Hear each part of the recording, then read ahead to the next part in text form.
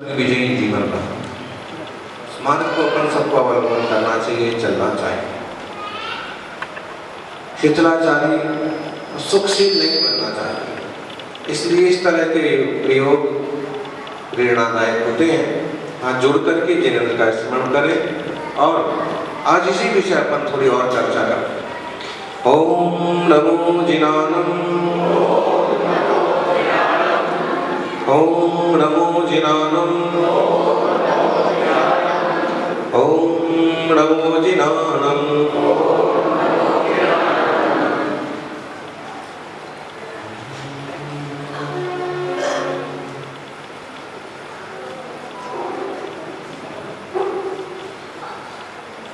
अच्छवियकम वियला सीधी भूदा निरंजना निच्चा अठ गुणा किल किच्चा लोयक निवासिनो सिद्धा। तोभ्यं नमः श्रीभुवनातिहराय नाथा, तोभ्यं नमः क्षितितलाकल्भूषणाय, तोभ्यं नमः श्रीजगतः परमेश्वराय, तोभ्यं नमो जिन्मवोदविशोधराय। जय बोलो महावीर स्वामी,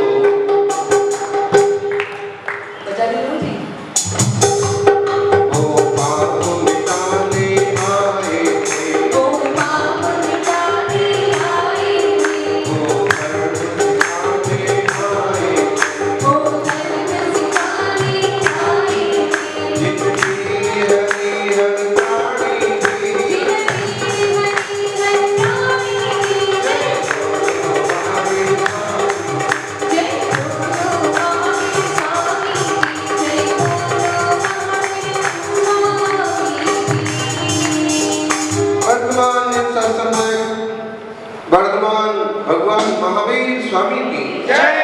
सर्वजयी चिंतामणि पार्श्वनाथ भगवान की जय। आचार्य श्री आदि सागर जी महाराज की जय। महावीर कीर्ति महाराज की जय। श्री सम्राट गुरुदेव आचार्य श्री सन्मति सागर जी महाराज की जय।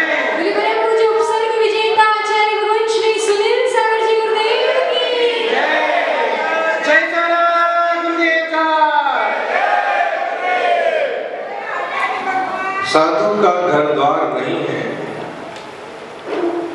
कोई घर द्वार नहीं।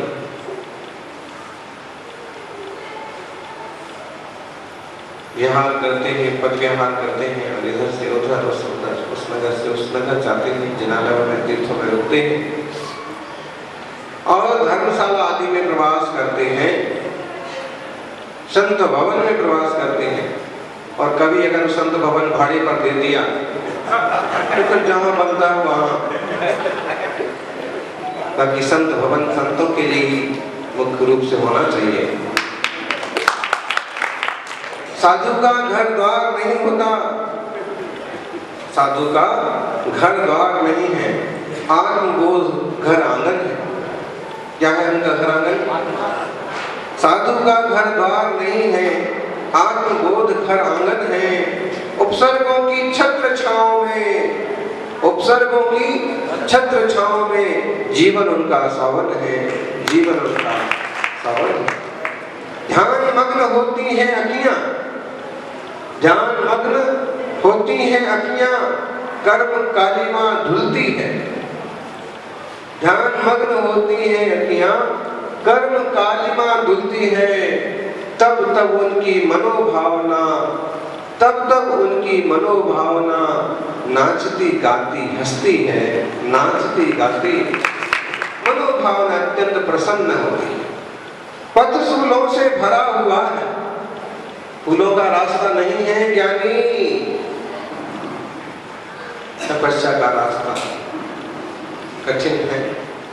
लेकिन जिन्हें स्वानुभूति है उनके लिए कठिन भी सरल है, आनंद का साधन है। पदसूलों से भरा हुआ है, रोना धोना छोड़ चुके। अंतराय आ गया तो रोने बैठ गए, उपसर्ग आ गया तो हाय हाय करने लगे। ऐसा मुश्किल है कोई साधक मिले, और मिले तो समझ लो कि बहुत कमजोर इंसान। पदसूलों से भरा हुआ है, रोना धोना छोड़ चुके। प्रभु को अपना तन मन सौंपा, निज को अपना तन मन सौंपा। जग से नाता तोड़ चुके, जग से नाता तोड़ चुके। अपनी आत्मा को, अपने आप को सब कुछ समर्पित किया। इसलिए आत्मा हित के मामले में, आत्म विशुद्धि के मामले में उनको संसार के उपसर्ग परिचय बहुत छोटे मालूम पड़ते हैं। देह और आत्मा की भिन्नता का बोध जिन्हें हुआ है, यानी एक धर्मात्मा सम्यक दृष्टि श्रावक भी होता है ना, वो भी बड़ा प्रज्ञावान होता है।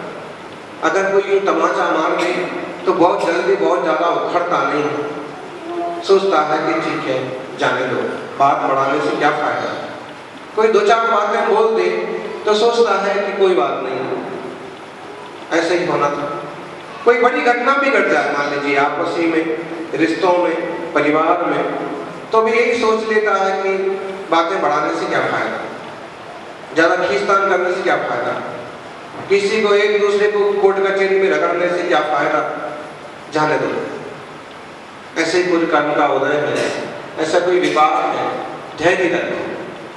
भगवान से प्रार्थना है कि उनका भी अच्छा हो और हमारा भी अच्छा।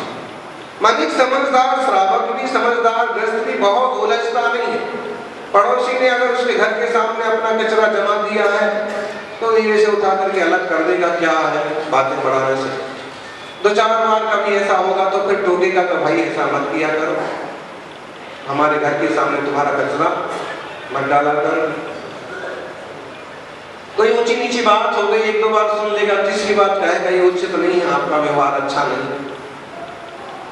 क्यों व्यवहारों में, रिश्तों में खटास पैदा करते। और कहीं खटास पैदा हो गई तो भी कोशिश ही करेगा कि खटास ही रहे, जहर ना बन जाए। माने एक धर्मात्मा प्रज्ञावान श्रावक भी इतना समझदार होता है कि वो भी बहुत उलझता नहीं है और सहन कर लेता है। मुनि राजाओं के जीवन में तो 22 परिचय होते हैं, अगर श्रावक का जीवन देखो तो रोज 25 परिचय आते हैं। बस बात इतनी सी है कि वो कोई साधना के क्षेत्र में नहीं उतरा है, वो संसार की ओखली में सिर दे के बैठा है। कितने भी मूसल पड़े उसे वही रहना है, वही सब करना है।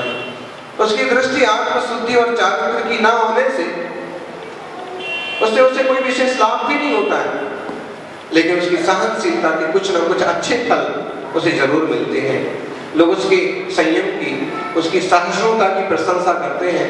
इतना बड़ा अन्याय होने के बाद भी कितना धैर्य से और शांति से सहन किया।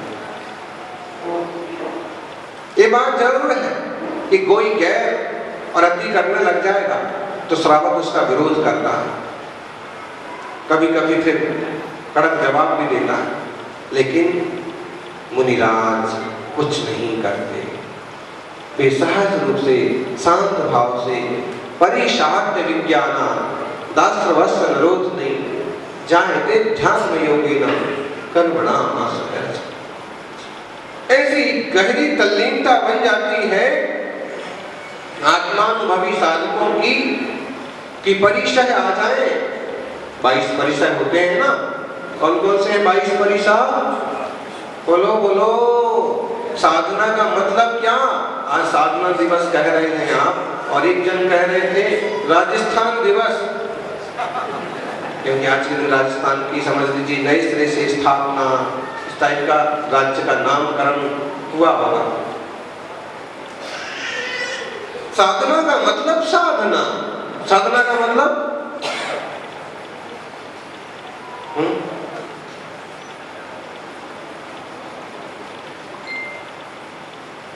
किस किस के पास साधना है? आपके घर में साधना है? अच्छा, हम तो कोई साधना नहीं करते हैं बोले, लेकिन हमारी घरवाली का नाम है साधना। नाम निक्षेप की बात नहीं हो रही है।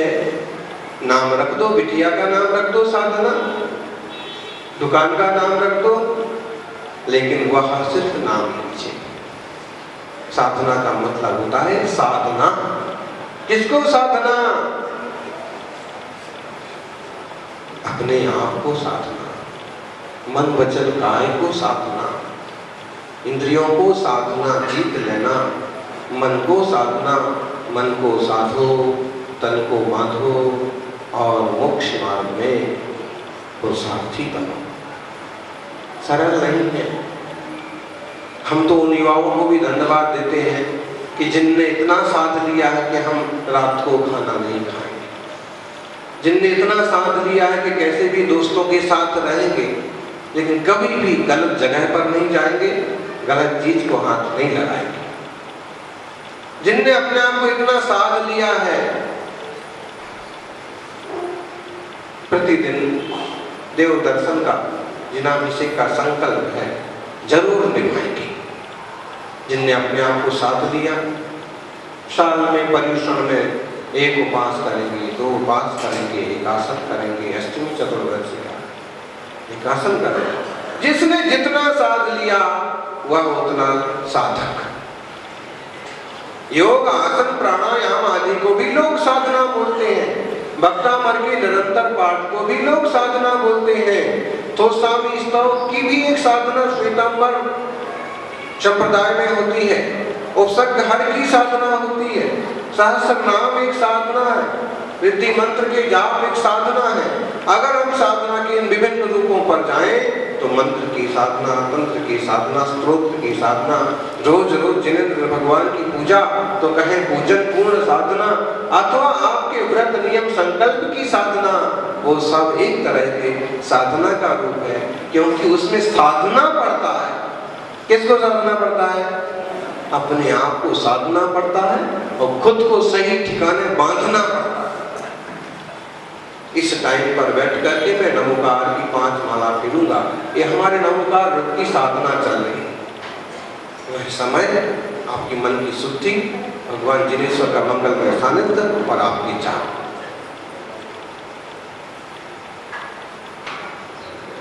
तो श्रावकों में ऐसे विभिन्न प्रकार हो सकते हैं साधना। ये श्रावक की बड़ी साधना है कि जिन भक्ति करे गुरु उपासना करे। 1.5 किलोमीटर दूर है ज्ञानी उसका घर, लेकिन फिर भी निसंकोच रूप से जब भी मुनि संघ के आने की संभावना होती है या पधारे हैं तो वह रोज रोज 1.5 किलोमीटर आकर के जा करके पानी ले जा करके कुएं से भर करके और फिर भी पड़गाहन करता है, विधिवत आहार करा के मुनि से को मंदिर तक वापस भेजता। बोलो आप इससे क्या कहोगे? इसे हम कह सकते हैं श्रावक का कर्तव्य। कर्तव्य तो है, लेकिन ये भी श्रावक की बड़ी साधना है। उन प्रमादियों को, आलसियों को देखो, मंदिर के पड़ोस में घर है, लेकिन पड़गाहन करने का दम नहीं। थोड़ा सा धर्मात्मा बनना है, धर्मात्मापन दिखाना है, तो 1.5 किलोमीटर दूर जाकर के भले दूसरे के यहाँ आहार दे के आएंगे, लेकिन मंदिर के पड़ोस में ही खड़े होकर के अपने घर में पड़गाहन नहीं कर पाए। ये प्रमादियों का हाल। इसलिए हम कहेंगे कि किलोमीटर वाला, 2 किलोमीटर वाला एक बड़ी साधना कर रहा है। भाई उसकी भी दुकान, वो भी ऐसा प्रमादी बन जाए, क्या है महाराज जी का तो हो ही जाएगा, कहीं तो आगे हो गई होगा, कोई तो करवाएगा। मेरे को क्या जरूरत पड़ी? मतलब 1.5 किलोमीटर दूर है, फिर मंदिर से एक बार पानी कुएं का लाना, फिर मंदिर में कमंडल भरने के लिए जाना, फिर वहां से गुरुदेव को पड़गाहन करके घर तक लाना, फिर वहां तक भेजने जाना, इधर 6-7 किलोमीटर हो गया। इतने में तो मैं तो मर ही जाऊंगा, मैं तो 50 साल का हो गया, मैं तो बूढ़ा हो गया। ये वक्त सोचे कि मैं 4 गाँव जाऊंगा, दोस्त क्या बोलेंगे, मैं कैसा दिखूंगा। लेकिन ये उसकी बहुत बड़ी साधना है कि सारे विकल्पों को दबा करके परिणाम की विशुद्धि के बल पर मुनि की सेवा कर रहा है। बिहार में शामिल है, पड़गाहन में शामिल। अब कहो महाराज जी आप श्रावक की साधना की बात कर रहे हैं, साधना का विषय तो आपका है, मुनियों की साधना तो महान है, उस पर तो क्या ज्यादा बातें करें, आंखों ही से देख लो। अगर कभी किसी सच्चे साधक की दर्शन हो जाए तो उसकी जो निर्दोष चर्या है उसको किस ढंग से निभाते हैं, कितना पुरुषार्थ करते हैं, कितना अंतर्मुख रहते हैं। 1.5 किलोमीटर 2 किलोमीटर जाके प्रदान करके आप लेके गए हैं, वो 10 किलोमीटर विहार करके आए हैं, फिर भी सहजता से बैठेंगे, झल्लाएंगे नहीं, चिल्लाएंगे नहीं, कुछ ऊंचा नीचा हो गया तो भी धैर्य रखें, कोई बात नहीं, श्रावक है। ये उनकी साधना आपको आंखों से दिख रही, झलक रही, पाँव में छाले पड़े हुए हैं, फिर भी हैं? उसी पाँव में अंगूठे में चोट है, उसी की वैयावृत्ति करना जरूरी, फिर भी कुछ नहीं कहते, उसी को सुना जरूरी। और एक बात ध्यान रखो, पाँव की वैयावृत्ति करना से, पाँव पर पानी डालने से ज्यादा महत्वपूर्ण है पेट में पानी डालना। ये श्रावक का कर्तव्य भी है, भक्ति भी है और उसकी साधना है। आप कहोगे अगर कोई नल का पानी ले रहे होते तो हम खूब सेवा करते, खूब चौका लगाते। भाई आपकी यही तो परीक्षा है कि मुनि अपने व्रत पर अटल है कि कुएं का पानी होना चाहिए। सौभाग्य से जिनालय आदि में हुआ भी है। अब अपनी परीक्षा में पास होके दिखाओ, खुद भी व्रती बन जाओ, रोज शुद्ध भोजन करो, रोज खाओ। आपके लिए स्वाध्याय का नियम दिया है, आधे घंटे सहज रूप से बैठ करके और एक आसन से जिनवाणी का स्वाध्याय करना, ये साधना में चला जाएगा। जो संकल्प व्रत है उन्हें भली भांति ईमानदारी से निभा लेना श्रावक की साधना है। और मुनि राजों की साधना तो 28 मूल गुण की साधना। देख लो, अहिंसा महाव्रत की साधना, दुनिया क्या साधना करती होगी है?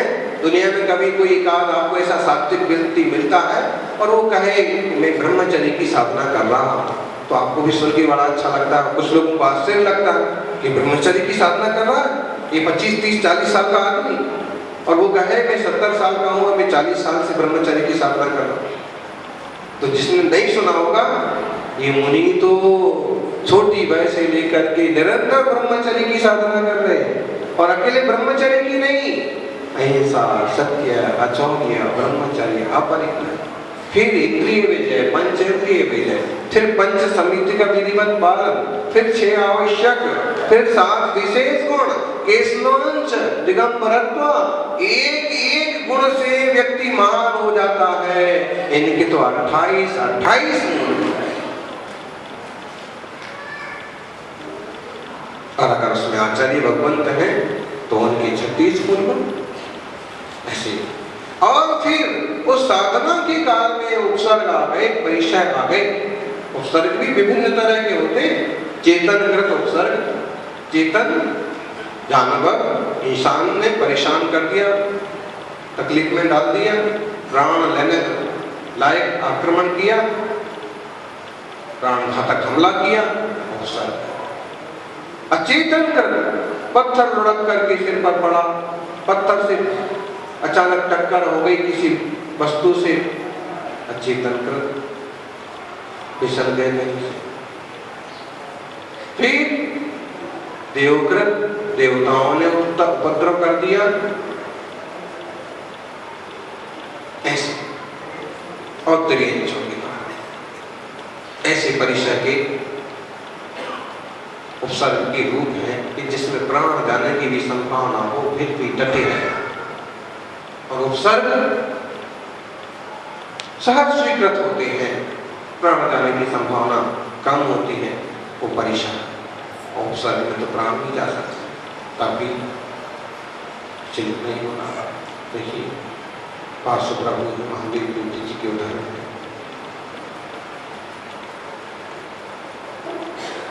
ये सब महापुरुष अपने लिए आदर्श बनते हैं दृढ़ता के लिए।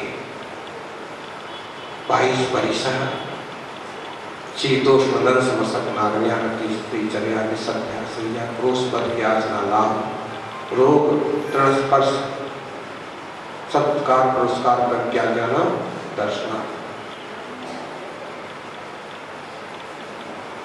क्षुध पिपासा शीतोष्ण, भूख प्यास, ये तो गर्मी में गजब का होता है। बोलो साधु तो भी औदारिक शरीर वाली है, फिर पिपासा साहस शांति से सहन कर रहे, भूख सहन कर रहे, सहन नहीं कर रहे, जीत रहे, आनंदित हैं अपने आप में। क्षुत पिपासा, शीत उष्ण दंश वसर मच्छर, नाक में अरति दिगंबर रहना आसान है, मिथ्या को जीतना, निर्विकार रहना, अरति स्त्री चर्या निसत्या सैया क्रोश आक्रोश बध अयाचना, बध याचना नहीं करना किसी से, हलाक रोग मल तृणस्पर्श सत्कार पुरस्कार प्रज्ञा और अज्ञान। माने जीवन में इस तरह की कंडीशंस बन जाए, परिस्थितियां बन जाए, प्रतिकूल स्थितियां हासिल हो जाए तो भी सहजता बनी रहना।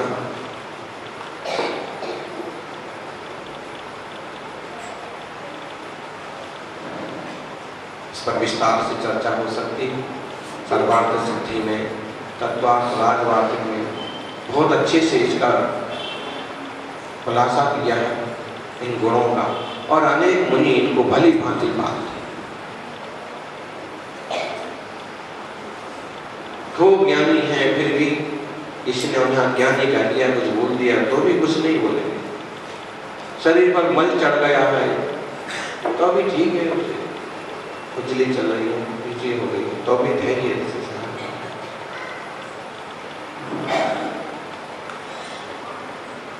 अगर उनका मान सम्मान नहीं हो पाया, अगुआ नहीं किया गया तो भी साहस रहेंगे। और सारी परिभाषा पढ़िए, देखिए, सर्दी है, गर्मी है, साधुओं को ये सब कुछ जीतना होता है। ऐसा नहीं कि सर्दी है तो ऐसा ढेर सारा प्रबंध कर लिया कि बिल्कुल सर्दी नहीं लगना चाहिए, और गर्मी है तो और उसका प्रबंध कर लिया कि गर्मी नहीं लगना चाहिए। भैया वृत्ति करने वाला श्रावक की आप भैया वृत्ति में वो शीत में उष्ण भैया वृत्ति करेगा कि सर्दी शांत हो जाए, और गर्मी है तो शीतोपचार करेगा, वायु परीक्षण वगैरह करेगा ताकि गर्मी शांत हो जाए। लेकिन वो तपस्वी खुद उस प्रपंच में ज्यादा दिमाग नहीं खपाएंगे। साधते साधना, साधना शब्द अपने आप में पूरा है। साध लेना, किसको साध लेना? दुनिया तो क्या साधोगे? आपके जो व्रत में, संयम में, आत्मा में, स्वरूप है, स्वरूप की साधना, यानी खुद को साधना सबसे बड़ी साधना। आप दुनिया को साधते रहते हैं, देख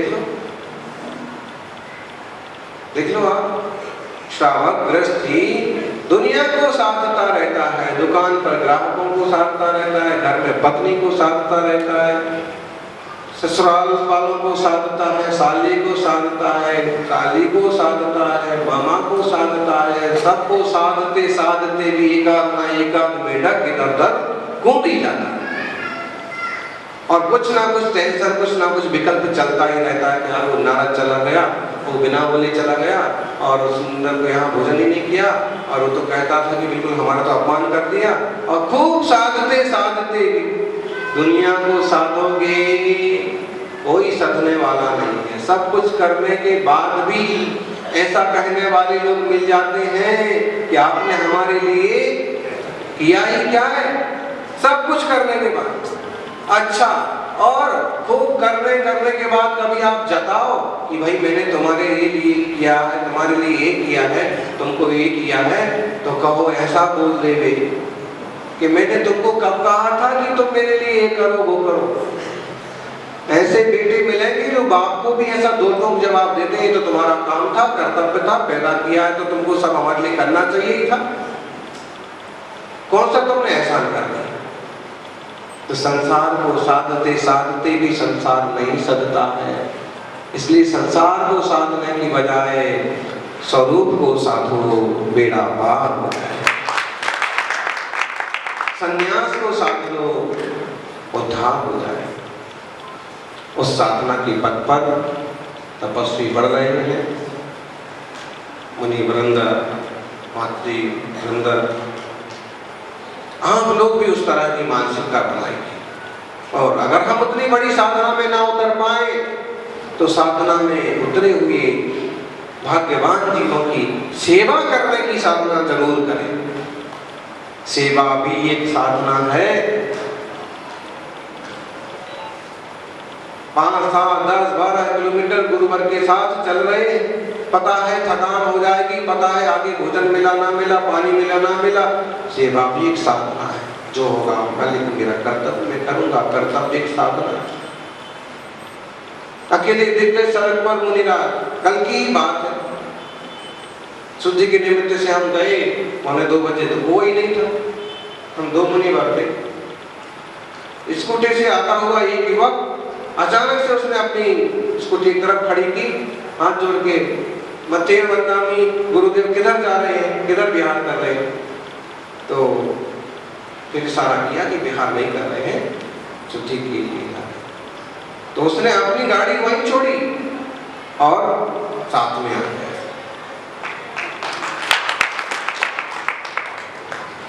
देखिए 20-25 साल का युवक है, ऑफिस भी जा रहा हो सकता है, कहीं जा रहा हो सकता है, लेकिन पहला काम अभी मुझे अकेले दिख रहे हैं, तो पहले तो चूंकि हमें उसमें 5-7 मिनट का ही टाइम लगा होगा, लेकिन हाँ मैंने वो तो इस तैयारी में आ गया कि अगर बिहार भी हो रहा है तो मैं आगे तक छोड़ के आ सकता हूँ।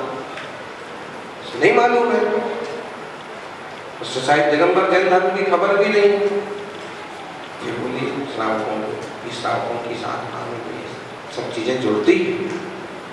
सज्जनों, बहुत सारी बातें तो क्या कहेंगे, अगर हम एक एक परिचय पर विस्तार से बात करें, महापुरुषों के चरित्र लें, तो आप सोचते रह जाओगे। सुकुमार मुनिराज को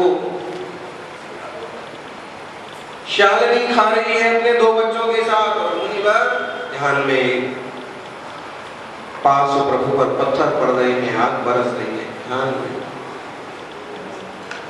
पिछले भाव की मां सुकुमार मुनिराज, सुकौशल मुनिराज को भखे जा रही है शेरनी बन के, फिर भी ऐसे देह और आत्मा की भिन्नता। गंज कुमार मुनिराज के सिर पर जलती हुई सिगड़ी रखी है, मुकाबला करना चाहे तो इन सब की मुकाबला कर सकते हैं, लेकिन देह की अधीनता छूट गई, पर में पर बुद्धि हो गई और स्वरूप में स्वबुद्धि हो गई, और सहज शांति से सहन कर रहे हैं, जीत रहे हैं चैतन्य स्वरूप को। हम कैसे जीतते हैं? ध्यान के बल पर जीतते हैं।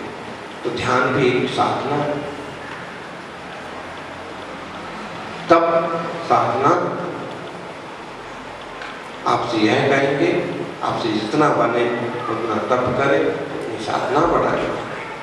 और बहुत जरूरी है, वीतराग साधना में यदि मन लग जाए तो कवित्व हम पढ़ते हैं, वीतराग साधना में मन यदि लग जाए, जीवन में खुशियों का दीप जल जाता है। वीतराग साधना में मन लग जाए, वीतराग साधना में मन यदि लग जाए, जीवन में खुशियों का दीप जल जाता है। जहाँ नहीं भेदभाव रहे न विवाद, कोई शक्ति संग खुशियों का द्वार खोल जाता है। साधक जो वीतराग साधना में बढ़ गए, मन का चमन वही सदा खिल जाता है।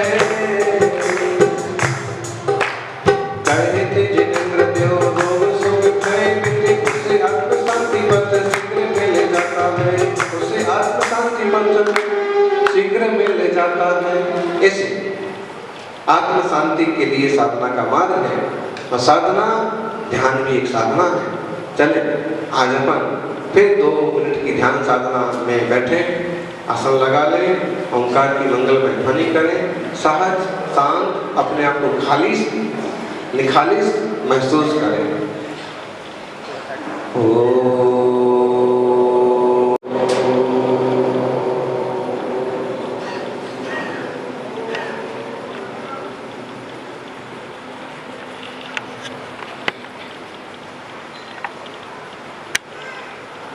शांत स्वरूपो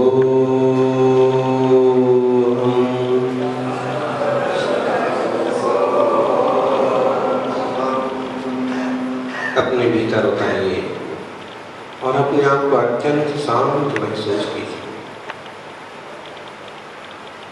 ईमानदारी से साधना में थोड़ा समय जरूर दीजिए। चाहे मंत्र साधना हो, चाहे स्तोत्र साधना हो, चाहे व्रत साधना हो, चाहे सेवा साधना हो, चाहे वैयावृत्ति की साधना, चाहे देव शास्त्र गुरु की आराधना रूप साधना, निष्ठा से थोड़ा समय जरूर लगाइए। ये साधना आपको सिद्धि का मार्ग प्रशस्त करे। मुनि राजों की अद्भुत साधना का ध्यान कीजिए। उपसर्ग विजयी मुनि राजों का स्मरण कीजिए। आपको आनंद से जीने की शक्ति मिलेगी।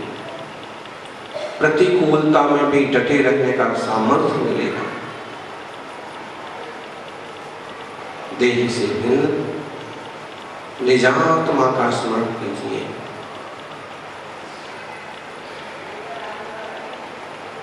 चैतन्य ज्योति स्वरूपो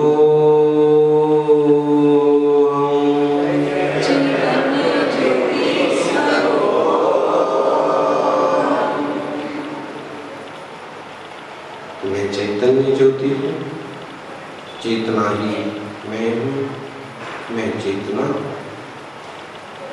देह आदि पुद्गल द्रव्य की परिणति। चैतन्य ज्योति स्वरूपो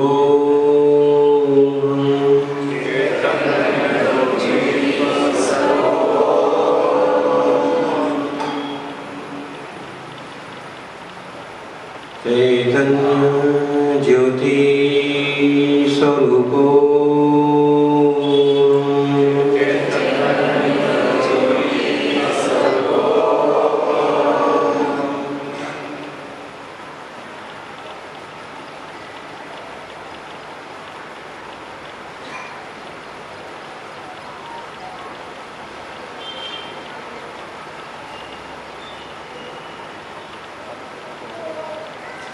परम शांत स्वरूपो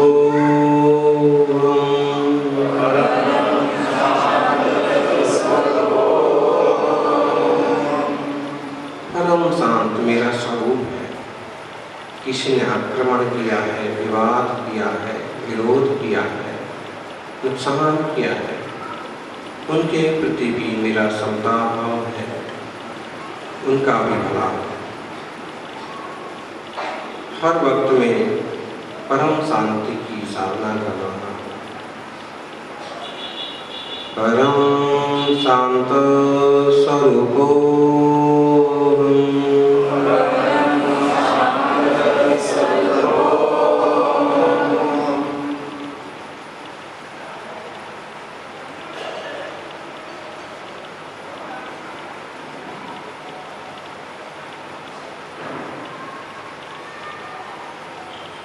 अपने परम शांत स्वरूप की साधना में जाएं, शरण में जाएं, मंगल होगा, जीवन बदलेगा, तनाव कम होगी। हम क्या करेंगे, होनहार होके रहती है। इसलिए मैं परम शांति का सहारा लेता।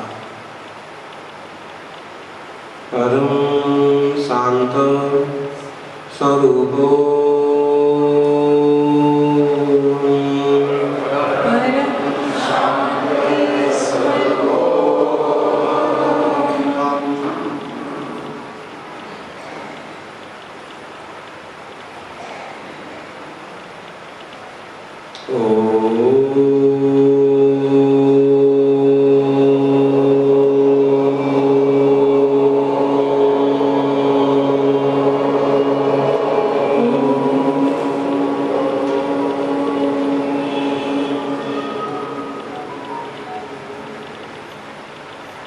ഇടവലിഹന്താടം